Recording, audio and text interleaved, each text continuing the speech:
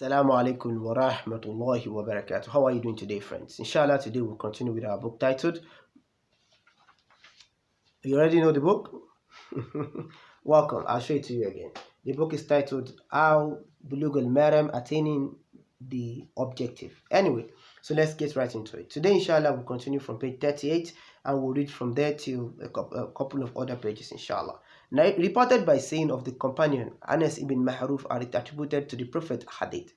If one of you performs ablution and puts on his two leather socks, let him perform mash, wiping over the socks with water. Pray in them, and he may not take them off during washing for subsequent ablution. Another hadith goes, narrated by Abu Bakr radiallahu anhu.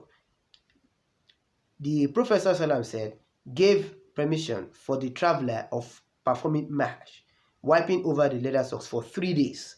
If you are traveling, you can keep your socks on for 3 days without removing them, and it will still be valid when you make salat. While if you are a non-traveler, over the leather socks for 3 days and nights, and for a non-traveler, someone who is living in his abode, accommodation, home, for a day and a night, if he had purified himself, which means that you can have your socks on from Fajr till the next Fajr, a day and a night. Inshallah, I hope that is very clear.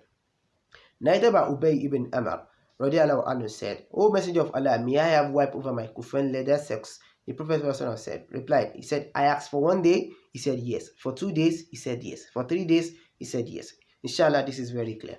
And we are going to chapter 6 today, inshallah, the nullification of wudu. What are the things that do nullify our wudu? For example, this is one of the hadith.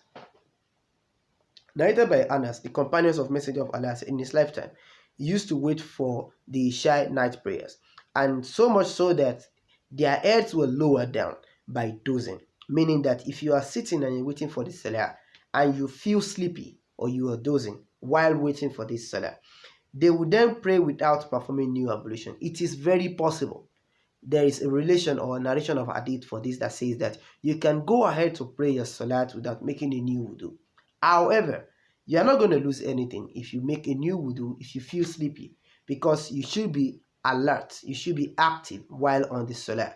You should not be feeling sleepy while you are on the salah.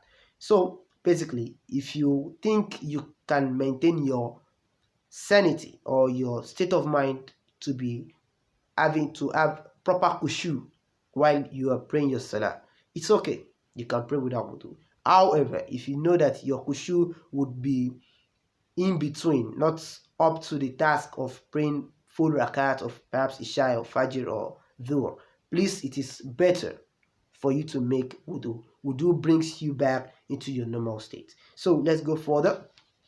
Narrated by Aisha Fatima bint Abu Ubaysh came to the Prophet ﷺ and asked, O Messenger of Allah, I am a woman whose blood keeps flowing even after the menstruation period. Some people experience this. May Allah make it easy for every Muslim, inshallah. And should I therefore abandon my prayers because of this flowing blood? The Prophet ﷺ informed her that no, for that is only a blood from the vein. Once the number of days that you're supposed to perform the specific menstruation period is over, that means that your prayers are supposed to be valid regardless of any blood that you see at that period of time. So going on to the next hadith, it says, Al-Bukhari has then performed ablution for every prayer. The Muslim indicated that he dropped this in addition deliberately. Inshallah, narrated by Ali ibn Abi Talib, I was one whose madha utera discharge flowed readily, and hence I asked Mikad to ask the Prophet ﷺ. He, the Prophet ﷺ, should say, should we perform wudu ablution in this case? The wording of Al-Bukharis. Narrated by Aisha radiallahu anhu, the Prophet ﷺ kissed one of his wives and went to pray without performing a fresh ablution, meaning that if you kiss your wife, there is nothing bad in this, and this doesn't nullify your wudu. And lastly, inshallah, today would bring this.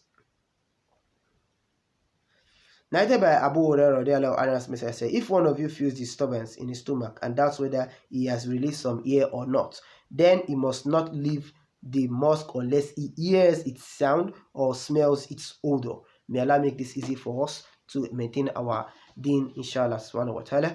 I hope and this would be a source of blessing for every Muslim, inshallah. Please follow the video, share it, and make benefit from it. May Allah reward the reader, may Allah reward the listener, and may Allah reward the writers of the book. Assalamu alaikum warahmatullah.